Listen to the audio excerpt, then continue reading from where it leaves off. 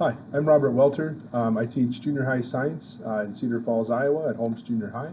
And for this presentation, I'd like to show you about a tool that we used this past year to teach things about electronics and circuits. We use circuit blocks.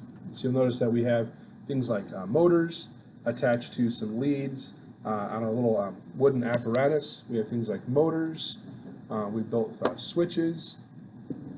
We also have different kinds of battery packs, so AA's, D's, 9 volts. We were also able to put some resistors, some wind generators, some different light bulbs, all kinds of, and some solar panels, all kinds of different little gadgets and tools that we can use to teach all about how circuits are made, energy transformations, and then most importantly, we used it to teach a lot about how to collect data and how to chart data and how to graph data, all those different science skills.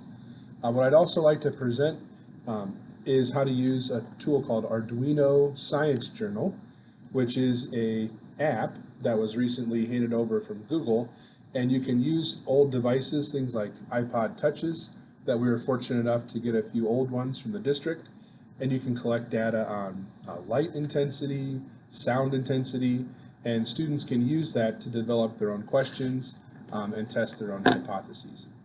So that's what I'd like to present in the presentation here on circuit blocks. Join me if you'd like.